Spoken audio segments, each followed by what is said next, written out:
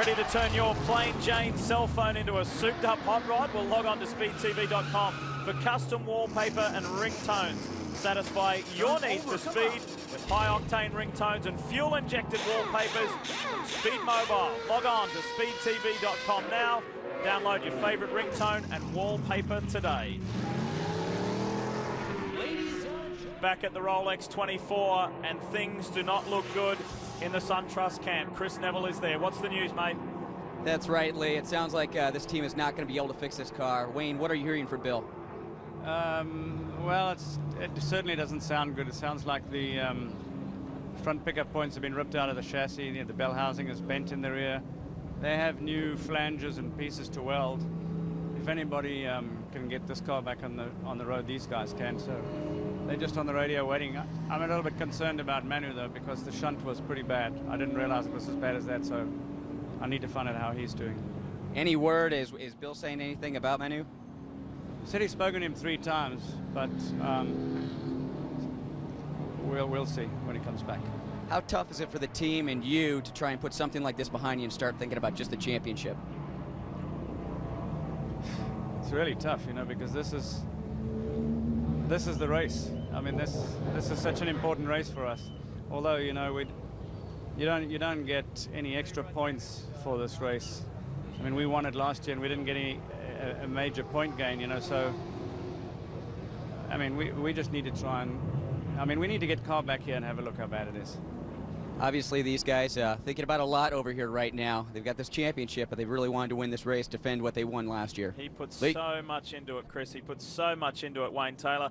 Before coming back, I mean, he was retired. Let's have a look at this replay. On board with Collard. And I tell you this, you couldn't have hit that BMW in a stronger place. That's bad for the wreck, but I'll tell you what, it's good for safety, because had he hit the door at that speed, the driver could have been very badly injured. And there's the news to Wayne Taylor that we are as good as done. But we will stay on top of that story. We will follow it and see once that car gets back to the garage. I'm ready. Bill Riley. Time now to join the Rolex Sports Car Series race director, Mark Raffauf. Hi, Mark. Leigh Diffey with you here. It's getting a little crazy out there. Well, there's been a couple incidents where guys spun and guys following really had no place to go, but, you know, guys make mistakes, and you've got to avoid those mistakes if you can, but sometimes you can't. Have you noticed with those most recent 2 incidents with Forrest Barber, Rocky Moran, and then, of course, that one there with Collard and Jacob Shallett, that both of them occurred when the car in front went out to the right to allow a faster car through? They got in that loose stuff, and it's just turned them sharp left. Exactly. You know, sometimes you try and be a nice guy, and they do that, and that's not the right thing to do. Staying on line and being consistent and have the other guy pass you afterwards might have been a better choice, at least in those 2. We were pretty impressed with the first hour, how clean it went. We didn't expect it, quite honestly. We thought it'd be a lot rougher than it was. You must have done a good job talking with these guys, because to me, looking at this, everybody knew really been heads up. Yeah, I'm quite pleased. They've all done a great job. As I said, most of the incidents we've had have been solo incidents, and like I said, guys make mistakes, and that happens. But so far, it's been really good. You pretty satisfied with how they've been behaving themselves so far? So far, but we got a long way to go, as you know. Yeah, it's early days, and I know it's a very long day for you. So we'll check in with you a little later. Thank you very much, Mark. No Raffauf. problem. Thanks. Anytime. Bye-bye. And Dorse, you're going to head down here a little later to join some of your fans? I can walk there from my motor coach here. They're waiting for me. They told me they were there anyway. It's a posse waiting for me, probably. The entire infield sold out here for the Rolex 24 this year, which is a wonderful sign for the Grand American Road Racing Association. And the fans enjoying what has been an eventful race thus far. And we're staying with you live right through until 6 p.m. Eastern here in Daytona, bringing you the opening round of the 2006 Rolex Sports Car Series, the Rolex 24, and leading the race, a first-timer at sports car racing, A.J. Allmendinger for Mike Shank Racing. And everyone having a great time here as we work our way back to green. We're under our 4th full-course caution, and the weather has been perfect. Yeah, I was about to say, they couldn't have had much of a better weather this weekend. It was a little chilly the first couple of days, but right now, beautiful day. 1 to go being given as they come by and complete the 130th lap. And this is where things start to get a little cool now. We've noticed over the past couple of days as the sun goes down The wind picks up a little bit, and it's got quite chilly here at night time, so they will have cool conditions. This is the race leader, A.J. Allmendinger, in the Mike Shank Racing Lexus Riley. Andrew. I've got Brian Frisselle down here. The car was going so well, Brian, but now you've got various issues, I think. What's happening? Yeah, the car's still going to be good. I think we just had a loss of water. One of the tubes fell off. We lost a lot of water. We had engine temps going up, but we still have a good race car underneath us. We know that. There's still a lot of racing to go, so we just want to be there in the end for Ox.com and this Porsche power plant.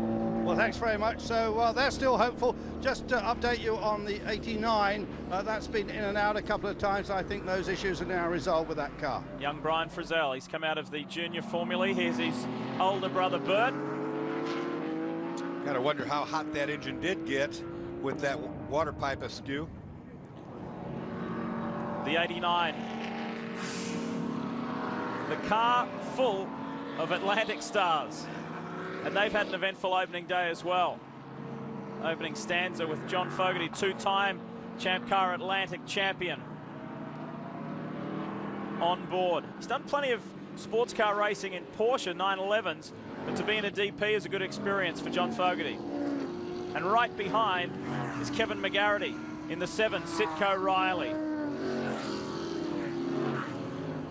In a way, the guys are having it good right now. The temperatures are going down. It's nice and cool in the car, and the sun is behind some clouds, so they're not really having a full stare at it around here like you do sometimes. We roll through the order. It's the Mike Shank Racing Lexus Riley with A.J. Allmendinger, who leads the way ahead of the 58 Red Bull Brumos machine. Then it's the 19 for Finlay Motorsports.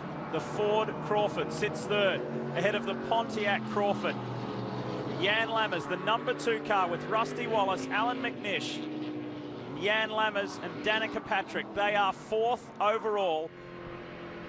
And here we go. We climb on board with Jan Lammers, sports car legend.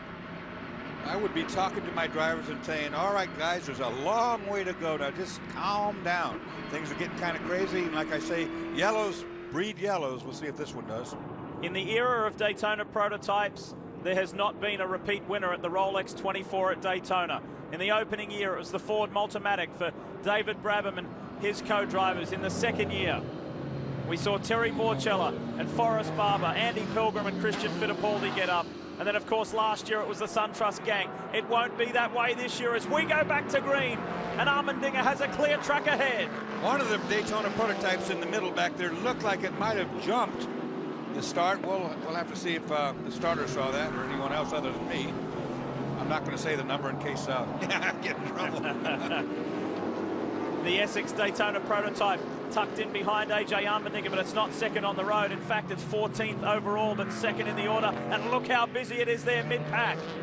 This is the braking for the International Horseshoe, and it really is a very slippery part of the racetrack. The racetrack's been repaved, and it's better than it's ever been, but it's still slippery, believe me. On board the Robinson racing car, with Paul Dallenbach behind the wheel. We saw his brother Wally have quite an eventful stint earlier, but a very productive stint, and now it's Paul's turn. Yeah, and Paul, you know, he takes these rides every time he can get them, but this is a group of drivers that are all characters, believe me. George Robinson, Darren Brassfield out of retirement, haven't seen him in a few years. Great to see Darren back.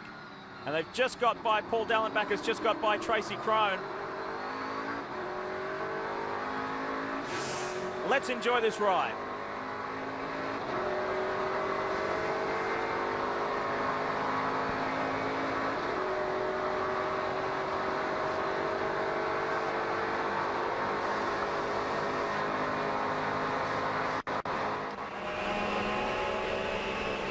That's the 66. You see something flapping, Stefan Ortelli, and there's something on the front of that car that's blowing around a little bit. It's like a trash bag or something.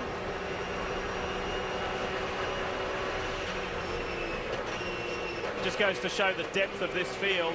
Stefan Ortelli won Le Mans for Porsche in 1998 with Allan McNish and Laurent Aiello. Danny Marshall getting a much calmer ride with the windscreen in place up there.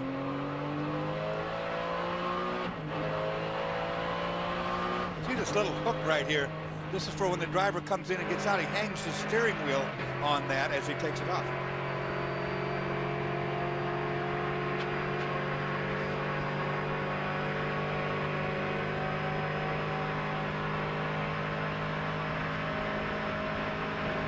We mentioned right at the top of the show the vast array of various champions that are represented here today. You ride on board the Pontiac GTO with Andy Pilgrim, the reigning Speed World Challenge GT champion, and a man who has won this Rolex 24 just 2 years ago. You see the decision he made right there as he went inside the other car. You don't know for sure if the guy knows you're there. You have to leave a little bit of room on the table in case he would turn in on you. So you got on the brakes so you don't crash. Now you see the sun. Listen to this Porsche engine turning the highest revs without a question, except for that one Mazda in the field. Darren Law running side by side with the 6 Graydon Elliott Mike Shank Racing Machine. And look at that, diving on the inside. The Porsche Crawford for Alex Job Racing. Well down the order after various problems. They're in 25th position overall. The Patrick Long, Mike Rockenfeller, Lucas Luhr car. We go back on board with Darren Law. Part of his preparation for this big event, he ran a half marathon in Phoenix recently.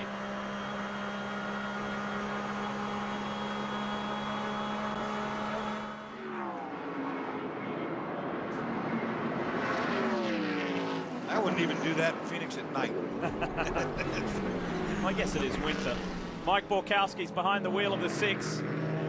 For the 23, it is Patrick Long, then Darren Law. And the 58, the Red Bull machine right there on screen. This is one of the foundation teams of the Rolex Sports Car Series, the Brumos organization. Law sits in a very strong second place. And for this team, for David Donahue, Darren Law, and they've had Sasha Masson and Lucas Luhr in their lineup in the past, they've had a lot of frustration in this event within the Daytona prototype era. They have retired twice in the last 3 years whilst in the lead. And of course, last year they had to run the entire season with a car which was just basically not competitive. They had to keep their chin up and keep hoping for the best, and now they have a much better chance. Of course, this is pre-Daytona prototype era, but the Jacksonville-based team, Brumos, have enjoyed plenty of victories over the years. Glad to see some smiles on their faces again. I mean, it was long faces last year, wasn't it? I can remember speaking to Darren Law the day after they tested this revised Porsche Fab car, and he said, doing nothing other than stepping in the car and driving, we were almost a full second faster than the previous car straight away. And I talked with Sasha Masson, and he said, you know, the car is the same car the way it feels. It does the same things it did last year. It just does them a lot faster. And that's true when you make these improvements in cars. They still, if they have this quirk about them, they still have the quirk. It just happens at a higher speed. First 2 cars in order.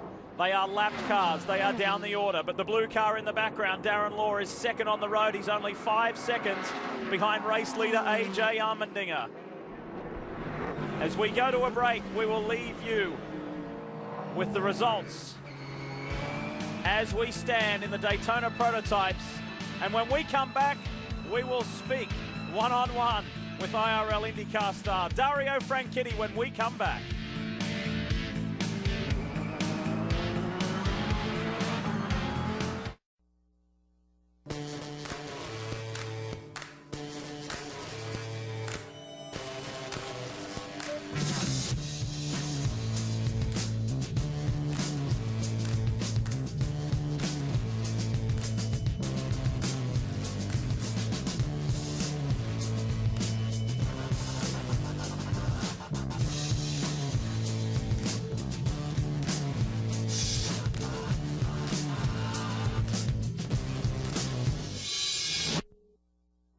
That is just a sample of what we have seen in the 44th running of the Rolex 24 at Daytona.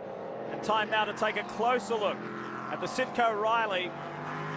Assistance by Sam Axe, who are running this car this weekend for the Franchitti brothers, for Milka Duno and Kevin McGarity, who is behind the wheel right now. We're going to speak exclusively with Dario Franchitti. Hi, Dario. Leigh Diffey here. Hey, Lee. How you doing? Good, mate. Good. First of all, congratulations on last year, your best year in the IRL IndyCar Series. A couple of wins, 4th overall. But how are you enjoying your second Rolex 24? Yeah, I'm enjoying it a lot. I was a lot more circumspect that first stint and just took things a bit easier this year. Didn't jump the start, which was good. And Yeah, just getting into the rhythm there. We're a little bit slow in the straight, though. We're really having to work hard because we're quick through the infield, but we tow up behind cars and then they drive away from us even when we're in the draft. So we're struggling there, but we haven't made any mistakes yet. Nobody's done anything stupid, and we've been kind of lucky so far. There's Dario, a couple of the really strong cars, the 23 pole sitters had trouble, and of course the 10 is out of the race. That's got to put your position a little stronger. Yeah, it does change things a bit for sure. You can see some guys have made some mistakes. Some guys just been unlucky again. I followed the 23 car. I let him pass and thought I'd kind of draft him on the bank, but he disappeared so quickly. But yeah, it's kind of like a sprint race at the moment. I mean, I'm very limited in experience here on these kind of long distance stuff, but there's some strange stuff going on. I was just about to say you're 7th, 1 lap down, but it looks like you just lost the position to Casey Mears. But things are going well, though. Yeah, things are good. Marino did a good job, brought the car back up through the field, and Kevin's out there now giving it some. I'll get back in as soon as Kevin's done here, probably in about 45 minutes, and then we'll cycle through again. For those of us in the racing community, we all know how close you are with your younger brother Marino. Is it a buzz to drive with your brother? Yeah, it really is. It's amazing. It's watched how he's progressed this last year as well. He last year he was about a second off what I could do. This year there's nothing in it. He's working me pretty hard here, so I'm very proud of him. And Kevin's my best friend. I was best man at his wedding a couple of months ago, so it's a pretty cool team. Dario, take a look at a monitor in your pit box there. We're going to play something. It'll give you a bit of a giggle. Watch this.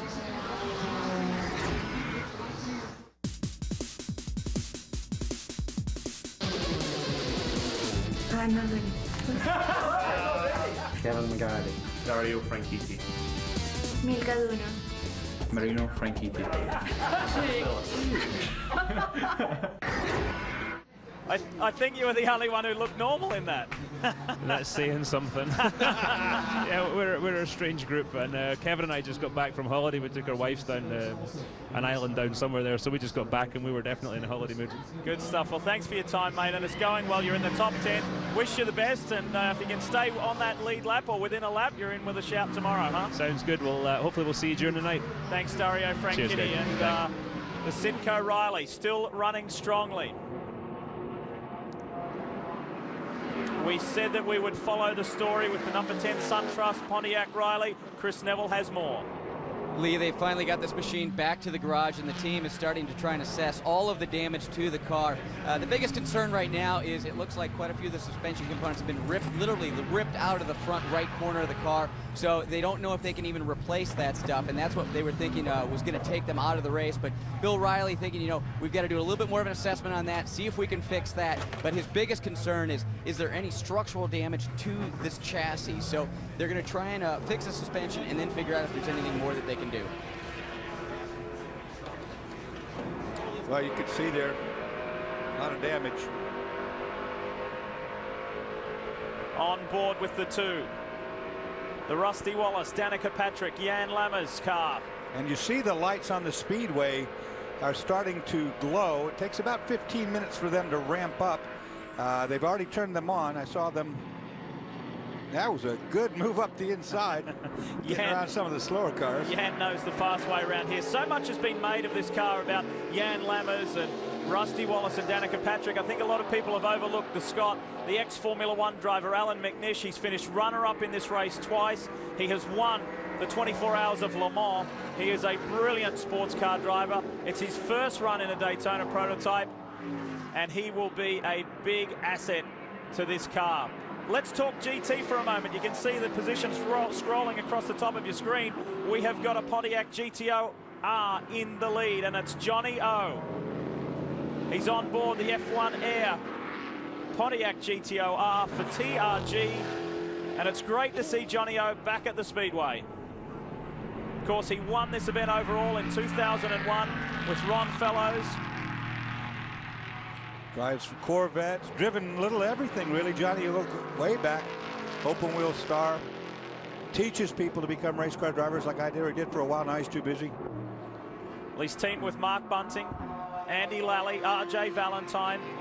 Of course, Mark and Andy will run this car, campaign this car the entire year. And the TRG team Kevin Buckler and the gang, they were a little concerned that they didn't have the out-and-out pace, Dorsey, to run with the Porsches, but it's not always about that in this race, is it? It's just consistency. They're in the lead of the class at the moment. And the problem with the Pontiac, look how wide the nose is. It's a big, fat snout front end, and you go up against a Porsche with that narrow front end, and you lose some 9 miles per hour, which is about what they're off, about 8, 9 miles per hour. Yet the V8 engine makes a lot of torque, runs good through that infield. You just have to get the best you can. Obviously, they're doing that. They're leading. The sister Pontiac, the I-Rise Pontiac, is third in class. And here it is. We go on board with the 64. And it's Andy Pilgrim still behind the wheel.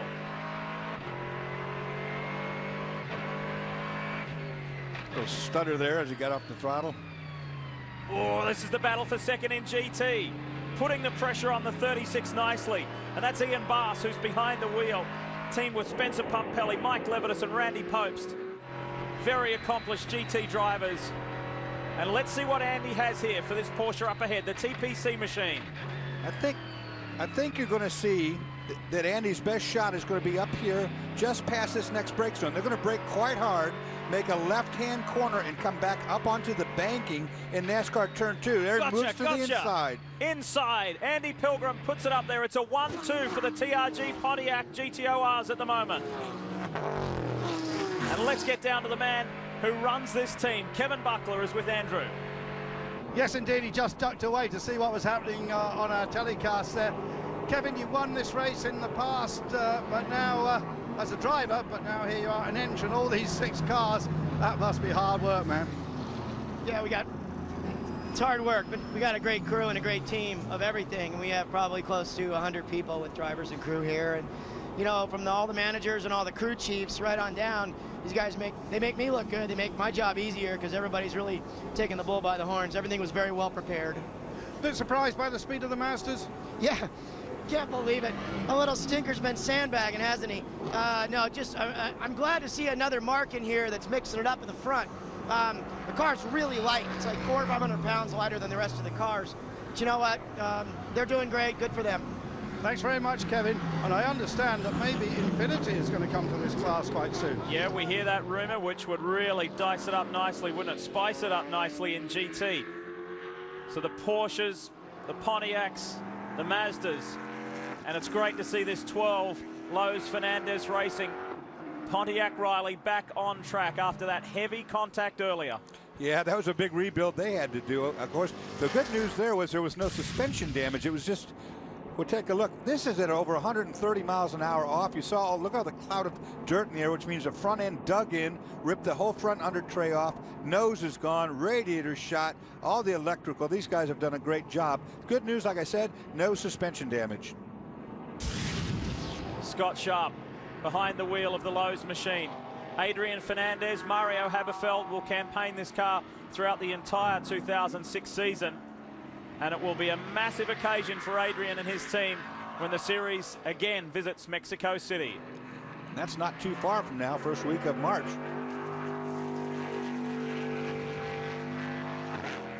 One more hour left on our live and exclusive coverage. If you have just joined us, welcome to the 44th running of the Rolex 24 at Daytona as we join our overall race leader, AJ Allmendinger, for Mike Shank Racing in this Lexus Riley. And right in front of him, the 99 Gainsco, which has also been rebuilt with the whole front end after it got knocked off. And that's getting tight through there. That is a very tight squeeze. And once again, if you've missed the opening several hours of this coverage, we have got a star-studded lineup. NASCAR stars, open wheel stars, both from Champ Car and IRL. It is just a fabulous lineup, and let's not forget about the extremely talented road racers in this field. Sports car champions from everywhere. XF1 drivers, just a brilliant lineup. Leigh Diffey and Dorsey Schroeder with you here. Chris Neville, Andrew Marriott will take you right through until 6 p.m. Eastern. One more hour of live coverage. We'll take a couple of hours off and be back at 8 p.m. Eastern as well. And this race has had a little bit of everything thus far. They really need to, everybody's got to take a deep breath right now, get their teams gathered up, because we're going to go into the darkness soon, and you got to really then be smart. You got to get and see daylight tomorrow. You can't win till tomorrow. Look at a little bit of under tray damage here on the 36. He's going to lose front downforce due to that. Ian Baas currently sits on. Oh, He's run right off that track. could have been the downforce I was needing right there. This is the car that is third in GT at the moment, the TPC Porsche. You see that just pushed right on off there. And he's on the motorcycle track right now because that's not the real racetrack. There's the racetrack.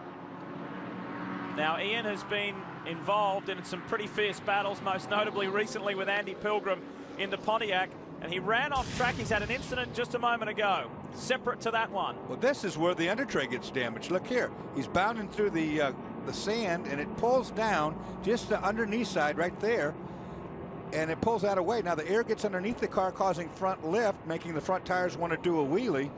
Dorsey, I think that may have already been done, but nonetheless, it caused this second incident. Well, that's where it would do it, see? High speed with the car unloaded on the nose. It lifts the front end up. He couldn't make the left-hand corner. Just went straight off. And that has cost him third place in class because the Speed Source Mazda has jumped up there into the top three, chasing the two TRG Pontiacs. So a very costly sequence of events for Ian Baas and his TPC Agilon Consulting.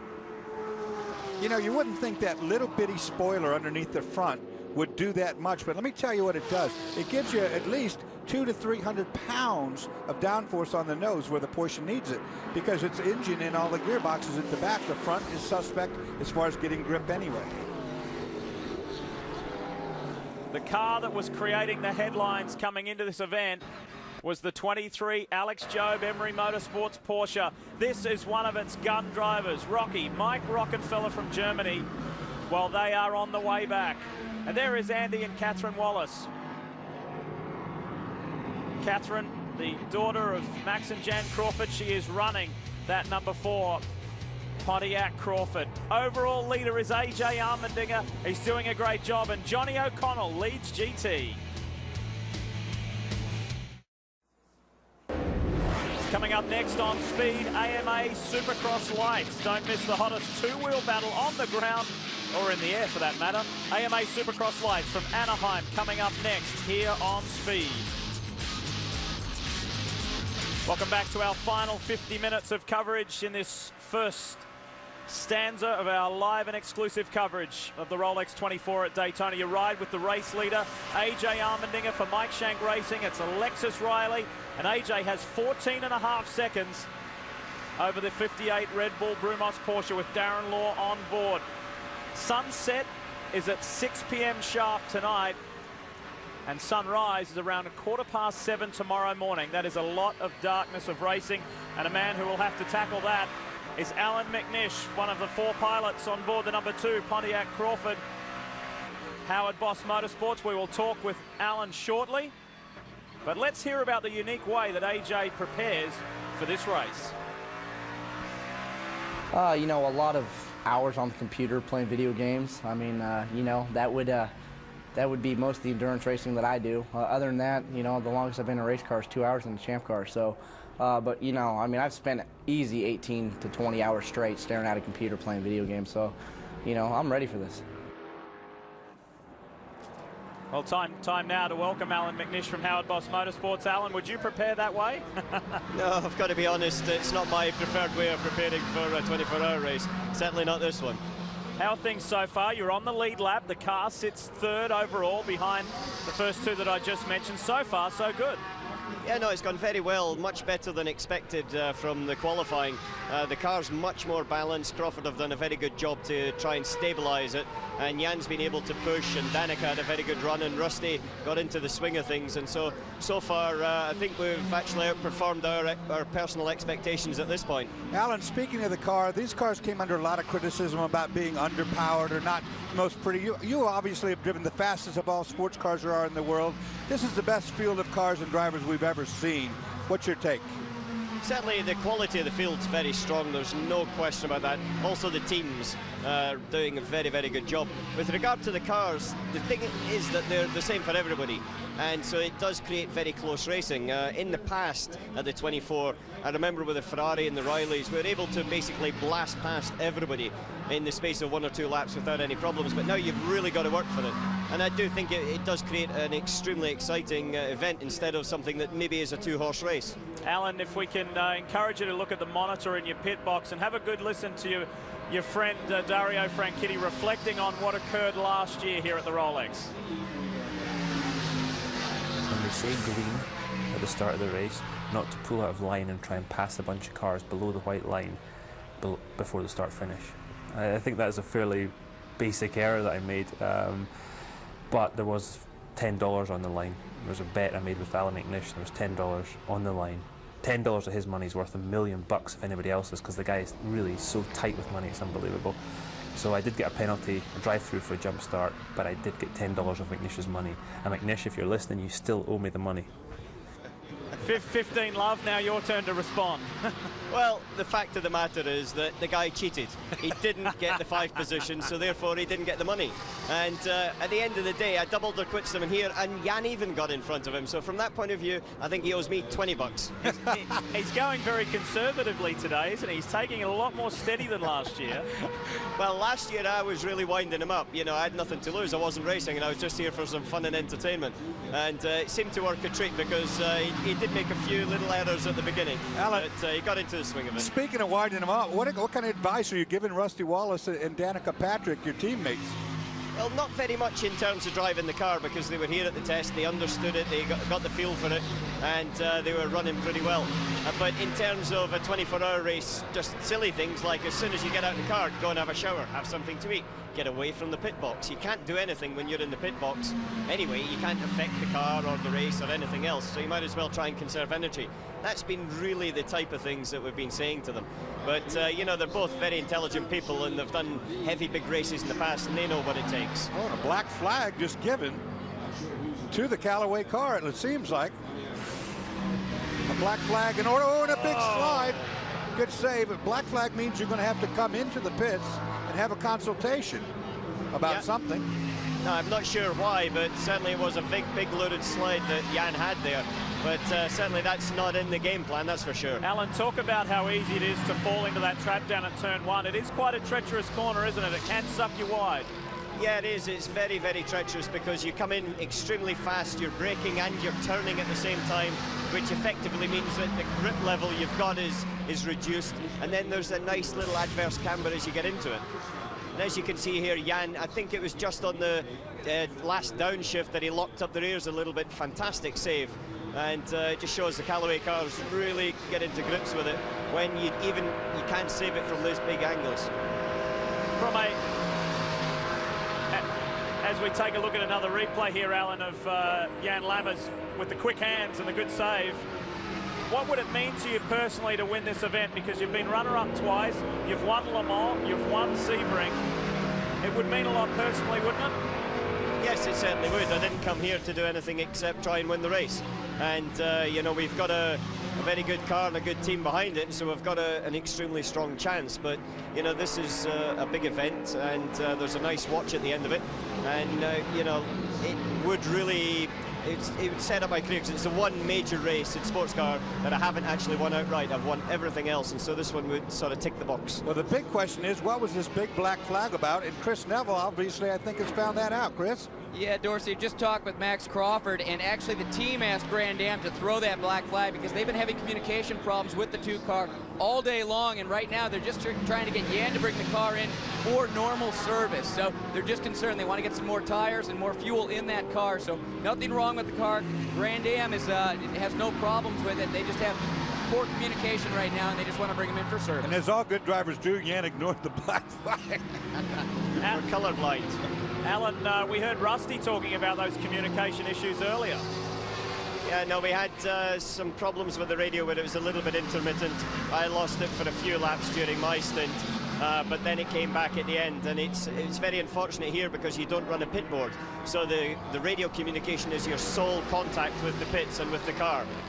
You had a somewhat testing, but in the end it was a positive end to the DTM season last year. You finished in the top 10 overall, and you had some good solid results.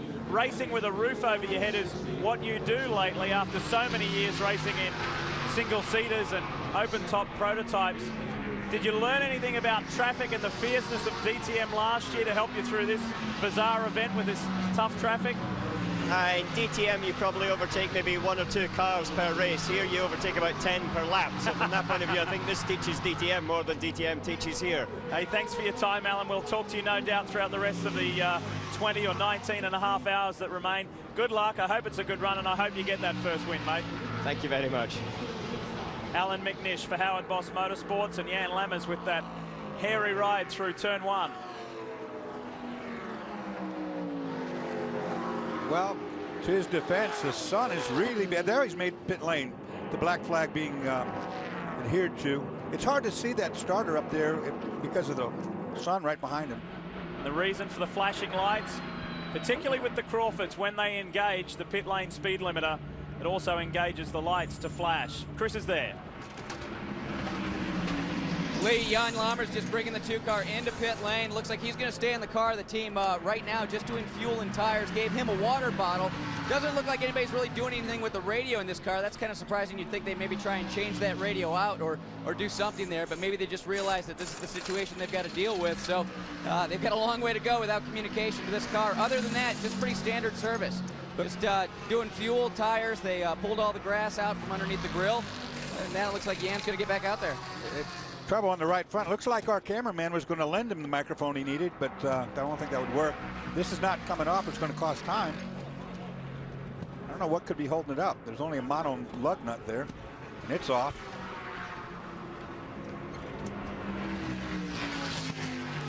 Very calmly going about that. There was no sign of panic. No, these are the small things that can cost time and frustrate. But there's no reason with just under 19 hours to go. So long, and it's been a very solid run for these guys. Meanwhile, back at the front of the race, AJ Allmendinger has extended his lead to 21 seconds over Darren Law. So that Lexus Riley's got plenty of power. AJ's having a good smooth run. And no hassle so far for that Mike Shank racing machine. Problems here though for the 05 again. We saw this car off track earlier, and yet again another problem, and Matthew Alhadeff is on board. Alhadeff in the tire wall will try to refire the car.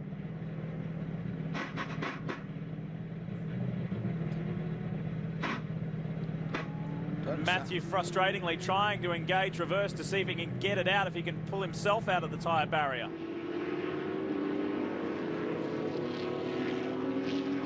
I don't think he's really damaged the car that badly. It's just a matter of, now it looks like he's engaged reverse and got the front out of there. He might not have that much damage. I don't think he does, quite honestly.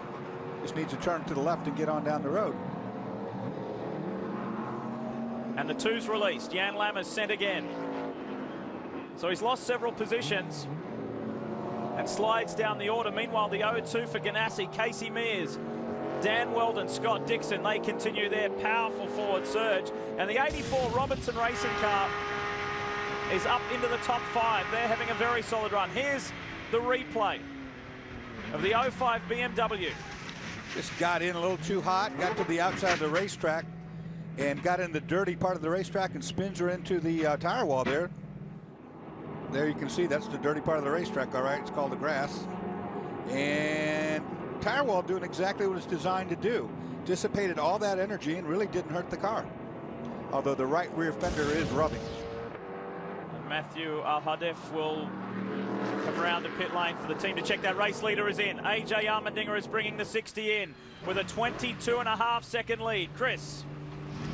Allmendinger has brought the 60 car to a stop, and the team owner the owner of this car, Mark Patterson, getting his first chance at getting behind the wheel in this car. And the team very excited about how everything's going. Talked to Mike Shank just a few minutes ago, and he said this car is just running perfect. They're so happy with how it's performing right now. All the drivers saying this thing's just spot on, front and back. And the TRD Lexus motor has just been perfect too. They've all been saying great horsepower. They think they're just going right by everybody on the straightaways. So very excited. This is going to be the first time for Mark Patterson behind the wheel. Also the sister car, the number 60, coming in, and Kenny Wilden getting out of that car, and Paul Mears jumping behind the wheel. That car is finally back out on the racetrack. They had that driveline issue earlier. However, Mike Shank said they brought it in. They were able to fix the axle and get it back out on the racetrack. So both these cars, operated by Mike Shank Racing, have now rotated all of their drivers, with Mark Patterson and Paul Mears now climbing aboard.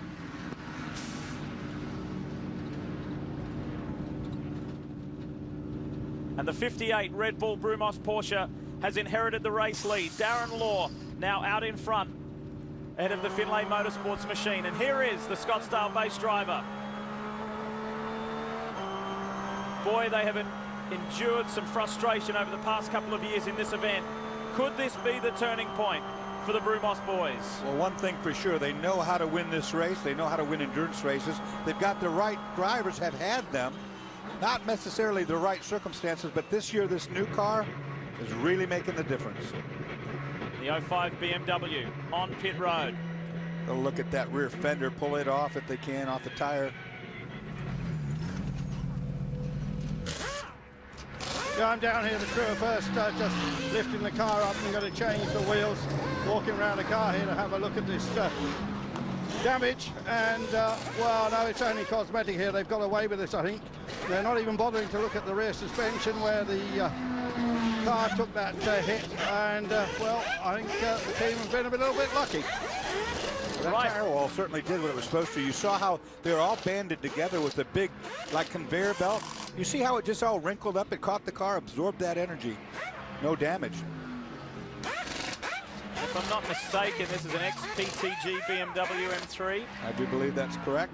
With the PTG boys on board with Billy Orvelin and Tom Milner Jr., Justin Marks, all looking for a solid run, but it's been a fairly eventful run thus far in the GT class. Speaking of GT, it's still the TRG 65 that leads the way, the Pontiac GTOR from the sister car, the iRise Pontiac in second, and then the Agilon Consulting TPC Porsche of Randy Popes, Mike Levitas and co. They are still top three in class, with the Speed Source Mazda being relegated to fourth, but this is your overall race leader. And for Darren Law, who began his Daytona prototype days in the BMW-powered Piccio, and in all due respect, it wasn't the car to have just then. He stepped over to the Brumos boys, and in came some extra competition, and they had some tough times. But now, with this revised Porsche Fab car, it may be Darren Law's time to enjoy some success. We've enjoyed beautiful weather here at Daytona International Speedway, and what a night it is. The sun is starting to set, and the lights are beginning to, it's really neat the way it works. They run these lights up, and as the sun goes down, the lights become brighter, and the driver from inside the car, you really don't see a transition all that much going from the day to the night. It's lit up like daytime, and look here, leader in. Darren Law calls it time to pit. And will there be a driver change here? Chris, is Sasha Masson or David Donahue standing by? Lee, no. Darren is going to do a double stint here. He's going to stay in the car. The team is saying the car's working very well right now, so they're just going to do fuel and tires, and most likely they're also going to change the nose on this car. Darren was saying that he's getting a little bit of a vibration up front. They think it's just aerodynamics. They thought it was possibly the louvers on maybe the right front or left front corner that's above the wheels, and I'm taking a look at that stuff right now, and everything looks fine, so maybe they aren't going to do the nose here, but that's something that we'll probably see over the course of this race, is some of these cars that do have these louvers over the front wheels, and a lot of times those louvers will get broken because there's so much debris on the racetrack, so much rubber out there, that all that rubber can pop holes in those louvers and create a little bit of a vibration. Yeah, actually the left front louver did have a little bit of a hole in it, and the team is not going to take the nose off. They just threw some duct tape on it. So other than that, these boys very happy with what they got out of this Red Bull 58. It's been a relatively incident-free race so far for the 58, but it hasn't been an incident-free weekend, with them failing to hand their driver nomination sheet in on time, and they were sent back down the qualifying order. But it hasn't affected them at all. As Darren Law is released, a car enjoying a very strong run is Eddie Cheever's 39 Crown Royal Daytona prototype. Eddie has slotted into second position. We'll have more on that when we come back.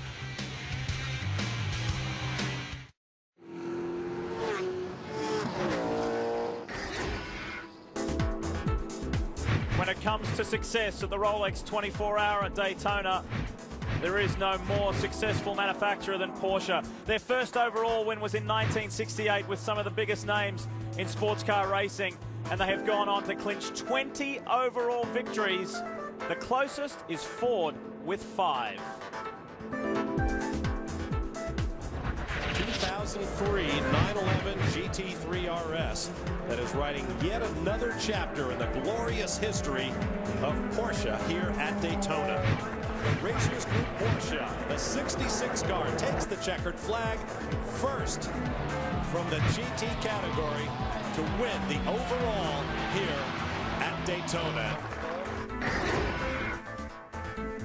20 overall victories, and that was their most recent in 2003 with the Racers Group boys.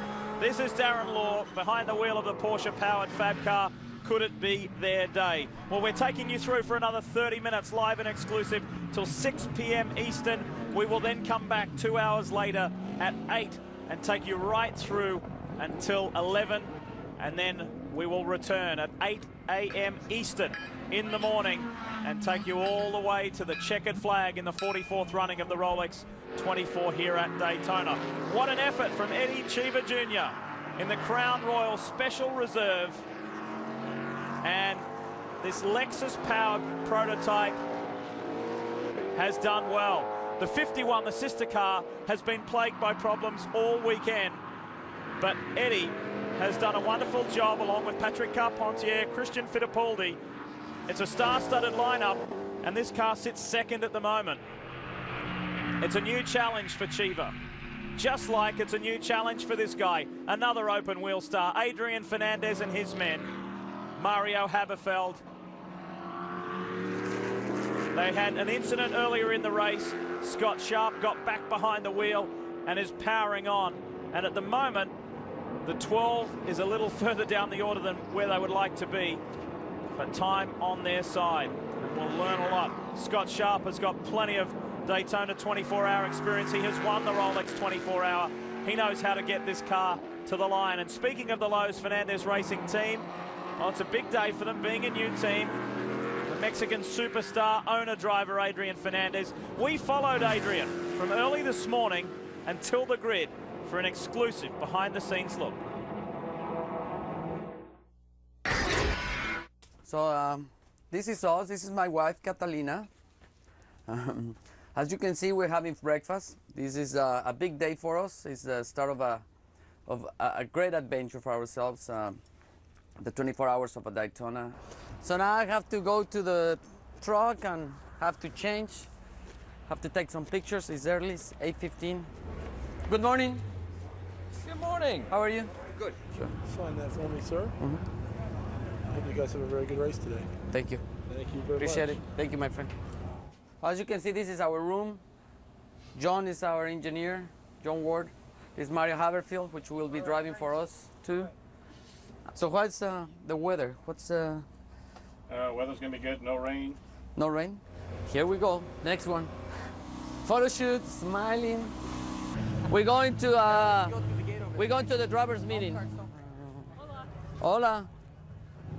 First of all, on behalf of Daytona International Speedway, Grand American, and Rolex, we want to welcome you to the 44th running of the Rolex 24 at Daytona. Race starts aren't starts. There's no like NASCAR. You don't have a line to start. When the green comes out, wherever you are, you start. Is it clear? I don't understand anything. Well, you wanted to walk the track, no? Now we're walking it. Then they say, you know, the car was on the, I was there. I said, where? You are the championship representative in the number 4. Hey, Casey. Good to see you. How are you, man? Good, good to see you. Good to see you. I like that, a lot better. That's nice. You see this? Whose seat is this? We do it. You guys made that seat? Yeah. Really? Yeah. That's like IndyCar seat. Rolex Series this season.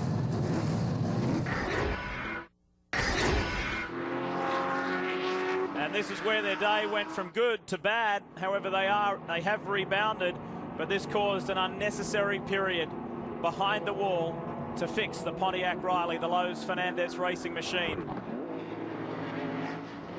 Second place car is in. Eddie Cheever brings it in. Andrew. Yes, indeed, Lee. And Eddie Cheever is going to stay in this car. I think he's really enjoyed getting that driver's suit back on. Calm at the wheel, new set of Hoosiers going on. Fuel will go in, and that will take just about 41, 42 seconds. But this team looking very calm and collected here. And, well, it'll be very interesting to see if Eddie Cheever, after all that success in Jaguars, has suddenly become an endurance champion again. Drama's on track for Paul Mears. In the 6th, Graydon Elliott. Lexus Riley. He's going again. I think he just had a simple spin, but it went off the road, got out in the grass a little bit. You can see all the grass on the racetrack where he left. Doesn't look like the radiator's clogged up, though. He might have got away, luckily. Let's have a look. We're on board with the Robinson Racing prototype. There's Paul Mears out to the right-hand side. Just tracked out too wide, got 2 outside wheels out into that grass, and then it pulled the whole car out. And if it didn't clog the radiator, he's pretty darn lucky, because there was a lot of stuff flying around. And look at that windscreen, how dirty it is with the sunlight looking into the sun. That was Darren Brassfield's view, and I tell you what, that Robinson Racing machine is going very well. I don't think Brassfield can see good on a good day either. He's old like me.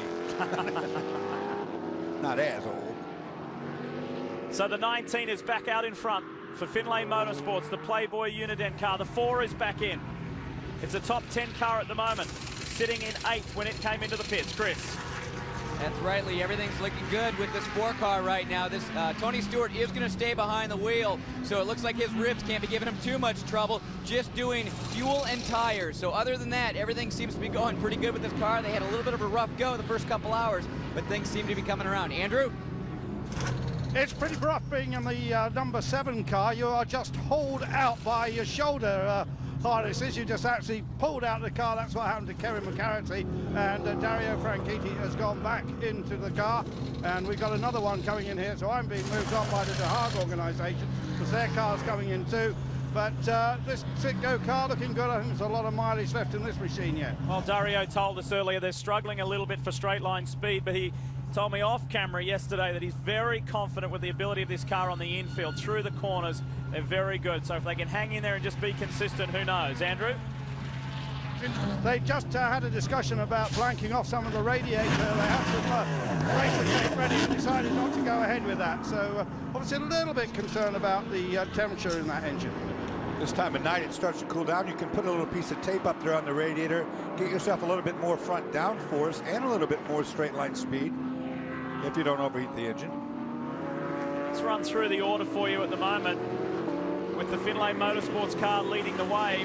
The Ford Crawford, that's the combination there. Then it's the Brumos Porsche, the Porsche Fab car, and the race leading car is in. And then it's the Lexus Riley for Mike Shank Racing as these guys go to work. Been a solid day, and this Ford Crawford is proving to be a very potent combination with the 3 open wheel drivers, Gidley, McDowell and Barron. No driver changes, it's all routine. They're going to take fuel and 4 tires. And you see this cruise, they do it, it's real easy. No reason to get in a hurry. Just take the wheel nut off, take the wheel off, put the wheel on, put the wheel nut on.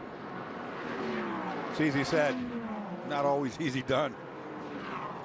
Coming into the race, the feared combination was the Alex Job Emery Motorsport machine, the Porsche Crawford. But as we know so well in endurance sports car racing, anything can happen, and they are not the lead car, anything but. It is back in 18th position overall, but surging forward. And Darren Law, we saw Darren pit earlier. Lights are now on as the sun drops here in Florida. With 18 and a half hours to go, a man who would be feeling positive, he'll have a little smile on his face, is the team principal for Brumos. He's with Chris. Yeah, Lee, right now we're seeing that 58 come through the tri-oval, and our leader in the 19 car was just going down pit lane, so I think we're going to have our first and second car pretty much running back-to-back here in a second. And right now I'm with Bob Snodgrass, probably one of the captains of the Grand Am Rolex Series. Bob, it's been a couple lean years, but things are really turning around in the Brumos camp. Well, you know, I guess if you throw enough energy at it, some of it sticks, and we've worked awfully hard the last couple of years to get this Porsche Fab car going. Porsche Motorsports has been a fantastic partner for us. Dave Clement Fab Car has done a wonderful job in development of the car, and as a result, we've got a real competitive car now, and I think it's going to be a car that's going to be good for a long time today. It's been pretty special to see how this team has stuck together through the hard times, but you guys have always persevered. And is that just because you've been in the sport for so long, you knew that you could work your way through this? You know, I think that like everything in life, you have ups and downs, and you know, some baseball teams are great some years and they're off the next.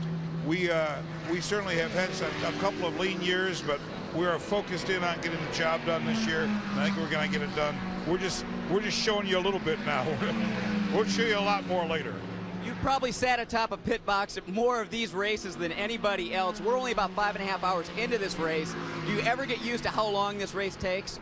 I don't think you ever do. I don't think you ever do. You know, Brumos has won this race 6 times, and we're here to win the 7th one. I've told the crew that if we win it, either car, 58 or 59, they can shave my head in pit road. So all I can hope for is that Monday when I go back to Brumos to work is that I'm bald. Chris, tell him that that's not much of a deal. There's not much up there to shave anymore. Well, Dorsey just said there's not much up there to shave anymore. Well, I think I have as much as Dorsey does. And Bob Snodgrass, we hope he is rewarded for the hard work, because he stayed loyal to Porsche, he has stayed loyal to Fabcar, and we will see. We welcome Jim Derhaag to the Rolex Sports Car Series. It's great to have him here, and his lineup in the 40. Randy Ruhlman and the gang. Ron Fellows, who kicked this off, he qualified the car. Chris Bingham and Justin Bell. What a quartet. Ron Fellows was out there with the car and lost drive. I think possibly lost a gear. They talked about maybe 3rd gear broke inside the gearbox. They had to go behind the wall. They've been working hard on that. It's nice to see that car's back out on the track. I don't know if they had to change just that gear or the whole gearbox or what they've done. PLP, Pontiac Riley. Long-time Trans Am competitor. I drove for Jim. And as that car exits pit lane, the O2 comes in, and this has had a very strong run since some problems earlier on. Chris, top 5 at the moment. That's right, Lee. These guys are trying to bounce back. They had those brake issues earlier, and I think they've got that sorted out right now. Casey Mears just jumping out of this machine, passing it over to our IRL champion and Indy 500 champion from last year, Dan Weldon, getting in. So this team trying to bounce back, but right now running the top 5. Pretty routine stop for these guys, just tires and fuel. And Lee and I were talking about Casey Mears and the job he was doing, really doing a fine job behind the wheel of this car. Can't remember if Chris said it earlier or not, but all these guys triple stinting. Dan Weldon, if you missed the news on any of the websites, the IRL IndyCar Series, there was a test several days ago in Phoenix, and the Ganassi boys were 1 and 2. Weldon was fastest, Scott Dixon was 2nd fastest, and boy, are they optimistic about their chances in season 2006. But for now, they're focused on this race, and this is Dan Weldon's first stint of the day. This is a stint I like right here, going into the darkness. Well, the sun's no longer an issue. It's no longer in your face. There's still enough light where the lights don't take effect yet here at Daytona, and things are cooling down. We'll be back.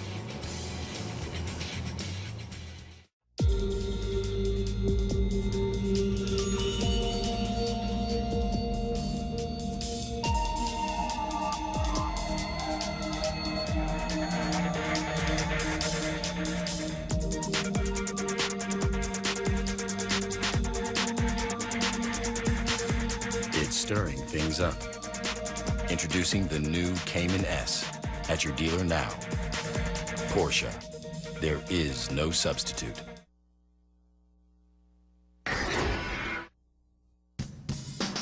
Sasha Maassen. Darren Law. And I'm David Donahue. How do you say my name on the Sasha. Sasha? S. Yeah, Sasha. Yeah, that's fine. Whatever. 3 nice guys, 3 very skillful drivers, and right now, one of them, the tallest one, Darren Law, is battling for the lead of this race. Thinks about it, looks up the inside of Alex Barron. Alex Barron with a little twitch in that last corner. This has been going on now 2 or 3 laps, and I think Darren Law's got more car. Should have a good run right here on the drafting part, going down toward the bus stop. We'll see who's got the top end. Law giving a lot of car right now. This is Ford versus Porsche, Crawford versus Fabcar. It's the Ford Crawford out in front. Watch the brake zone. Here we go. Slip up inside. Yeah, Gotcha. No problem. The Red Bull Brumos is back in the lead. Nice to see that. Muscle his way by. We'll see if Alex Barron can stay with him, Dorsey. I don't think he can. I just saw how much he was working to stay in front. Almost to the point of losing it back there. You saw that twitch at the exit of the corner. Means his car's a little loose at the back. Could be because of the temperature of the track. Tire wear, we don't know, but I don't think he'll be able to hang.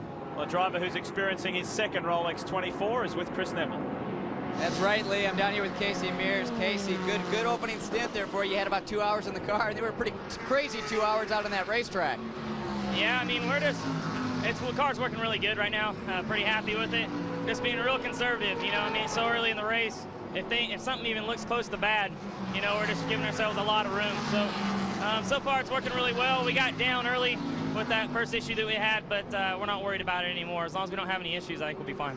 Well, these guys are sure trying to turn this around. Back to you, Leigh. Alex Barron has spun the Playboy Uniden Crawford, and damage on the front. Damage on the front, and I was talking about the fact that he was almost to the point of losing the car trying to stay in front of Darren Law. I think he pushed too hard trying to stay behind him. Now we see carbon fiber debris all over there. That cuts a tire in a heartbeat. And these tires have been really good. We don't see a lot of punctures. Are these steel belted radials? That's hard to say. But they are. That's why you don't see as many punctures. And that's an unnecessary stop. This car was just in. He's losing positions rapidly. There are 5 cars on the lead lap, and just about all of them have just gone by. It was Eddie Cheever, the last one to go by. The number 2 is the next car in line for Howard Boss Motorsports. So this is frustration for Finlay Motorsports. And if you do the basic math, it goes something like this. If you try to drive hard, really hard, you might only make up a half a second a lap. Now, when you knock a front end off, you're going to make a pit stop. It takes you 45 seconds to slow up and to get back up to speed, plus the time of the pit stop. So at a half a second a lap, you'll be long upside down before you ever get done trying to outdrive the car. Does that make any sense? It does to me. Here is the 65, the F1 Air Pontiac GTO R, RJ Valentine for TRG. Look at the debris back there. We'll see what caused it right here. This is RJ Valentine. Let's see what he's out pretty wide. He's out too wide with too much power on in the middle of that corner. That corner goes for a long way. He was trying to build his speed. Now he needs to get on the brake here. Let's have a look at what happened to Alex Barron, Dorsey. There's Darren Law. Now look to the right of your screen. Just gets in too darn much speed. And you see him clout the inside guardrail. Looked like Darren got a little loose too, though, to me. It looked like I saw a little twitch from the Porsche. Maybe there's some debris or oil down there that caused that. I don't know. Both guys pushing hard, though. They were both pushing very hard. That race for the lead and just that pass for the lead had just occurred. Here's Barron on pit road, trying to arrest the speed. And we'll bring it in to the Finlay Motorsport guys to fix. Chris. Leigh, down here, and Alex Barron, it looks like he's going to stay in the car at this point in time. Had a chance to talk with Steve Cameron before Alex got it back here, and they just think they're going to need a nose. But when you really look at the front end of that car, they're going to need a whole new under tray, and doesn't look like he really got anything into the radiator. So hopefully this isn't going to be too long of a stop for these guys. But they might have to roll this car behind the wall. So this team, lengthy stop, something they didn't want to do when they were running right up front. Andrew? Johnny O'Connell's with me. Well, this is all a bit different from the Corvette. You said it's kind of crazy out there. Oh, yeah, you know what, but in a good way. I was really kind of impressed, you know. You saw a couple wild things. Certainly on that last restart, there was some really crazy stuff going on. But, you know, this Pontiac GTO is doing pretty well so far. And, you know, it'd be great to have the vet here, but any GM product's pretty good. Now, RJ Valentine's just got in the car and he rotated it. So I think you better have a word with him when he comes back. I'll be nice to him. You know, no, the car's a little bit difficult. The circuit, you know, is a little bit dirty right now, and you know, this is a team sport. You win or lose as a team, and you know, I'm sure he'll feel bad enough without me reminding him. But you know, it's so long to go right now that you know, you get out of the car and everyone's like, "Yo, awesome! Yeah, we're leading," and man, there's like what? There's like 18 hours. You know? So the man from Flowery Bay. Let's get back to Chris. You know, Dorsey, just taking a look at the video of what happened to Barron there, you have to kind of wonder, since Darren Law was also loose down in turn 1, you know, since we just lost the sun here, the temperature is dropping rapidly, and this track temperature is also dropping pretty rapidly. These guys are having a little bit of a difficult time trying to get the car set up earlier today in the warmer weather, and now with the temperatures changing, I'm sure they're probably going back and forth on the setup once again. So any word on that, Dorsey, you think about? Well, I think you're probably right. This is a time when it really does start to get slippery. The guys haven't changed anything to accommodate that. Those pit stops are still coming for those changes, more downforce, more gurney wickers or whatever. But both those cars were suspect loose. They were pushing awfully hard. Isn't it weird? We've seen these Daytona prototypes take some pretty big hits with each other, with whatever, and they're fairly robust. But if you just get them on the wrong angle, they're very brittle, aren't they? Well, there's always a weak link or a weak spot in there, and it's certainly right on that suspension. I think if you hit dead square with the nose, that under tray and nose combination is really strong. Or dead sideways on the door is good. Riding with the race leader, coming up on the second Chiva Racing car. No, it's not. That's the second Finlay Motorsports car with the team principal, Rob Finlay. He's one of the 4 drivers in that car. And Darren Law rounds up the 28.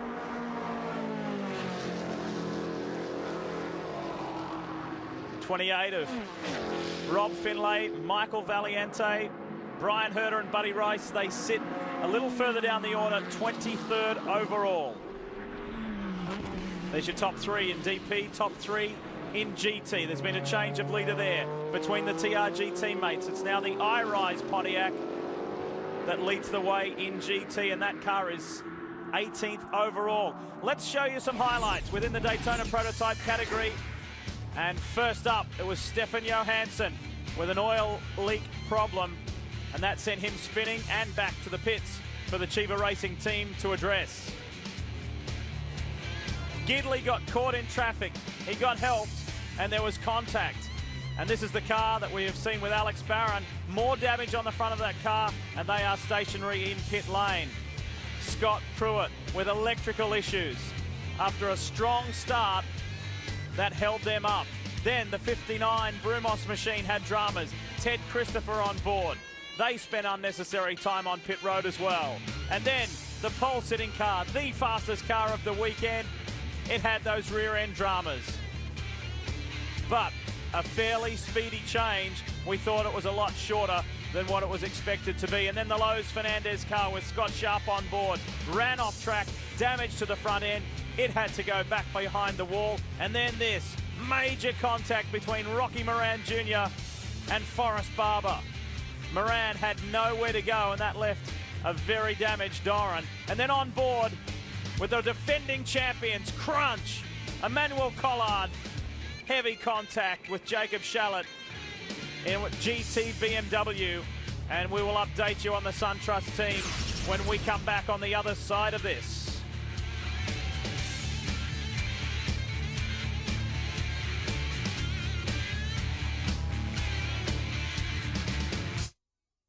February 10th, NASCAR is back. Speed Weeks on Speed. 10 days, 70 hours, and the most Speed Weeks coverage ever. From a tribute to the legendary Dale Earnhardt to the season opener of the NASCAR Craftsman Truck Series. Plus the premiere of the ultimate pre-race show, NASCAR Race Day. It's a 10-day blowout on the eve of the Daytona 500. Speed Weeks on Speed. Coverage cranks up February 10th, 2 p.m. Eastern, only on Speed. Speed's coverage of the Rolex 24 at Daytona is presented by Crown Royal Special Reserve. Be a champion, drink responsibly. Brought to you in part by Rolex, a crown for every achievement. And powered by Pontiac, winner of the 2004 and 2005 Rolex 24 at Daytona. Welcome back, everyone. We ride with the race leader. Our final few minutes of our first part of coverage, the live and exclusive coverage of the Rolex 24. We'll take a 2-hour break. We've got Supercross lights from Anaheim coming up next, but we'll be back at 8 p.m. Eastern to continue the coverage of this fabulous, fabulous event. Before we went to the break, I said we'd update you on the SunTrust 10. Here's Chris Neville. Bill, obviously the team's putting away a lot of gear. They're covering up the car. Looks like your guys' day is done. Yeah, for sure. The crash damage is pretty severe, and there's no way for us to fix it here and make sure it's safe enough to go back out. Any word on Emmanuel Collard, his condition right now? Obviously, we were a little bit concerned there early on. He's pretty shaken up. I mean, there's no injuries at all. He's walking around and talking, but he's pretty shaken up. But, mostly I think he's disappointed. But, this is the business we're in, and this is what happens. On a little bit different subject, we've seen a lot of problems with CV joints in this race. We're only 6 hours in. What is your assessment of what's going on out there? Well, I mean, I think a lot of it could be just the way the cars are set up. I mean, that's what really can do them in. And I think that's what a lot of teams might be fighting today. Is it just dealing with the banking here? Teams have got to assess for that when they set up the car? Yeah, for sure it's a banking. And you see they're going about 5 hours before they start to break. So in the shorter races, you never see it. But the banking's very special. Thanks a lot, Bill. Yeah, commiserations to the SunTrust team. Wayne Taylor, Max Angelelli, Emmanuel Collard and Ryan Briscoe, who didn't even get behind the wheel in this race. They are out. So, for the 4th consecutive year, we will have a different winner. There has never been a repeat winner in Daytona prototypes since they started. And look at Dan Weldon flashing the lights. He is on a mission. The 0-2 Target Chip Ganassi, Lexus Riley trying to get its lap back. Weldon is hunting down this man, Darren Law, because it is so close to getting back on the lead lap, and that car is strong. The drivers have been smart as Darren Law tries to get by the second Doran Racing factory car. Again, reminding you we'll be back in 2 hours' time to continue our live and exclusive coverage of the Rolex 24 at Daytona. Stay up to date while we're away on speedtv.com or grandamerican.com. That will keep you in touch with what is going on here at the World Center of Racing. It has been an eventful opening few hours. So much more to come though. In GT, in Daytona prototypes, the storylines will continue. We will see you in 2 hours.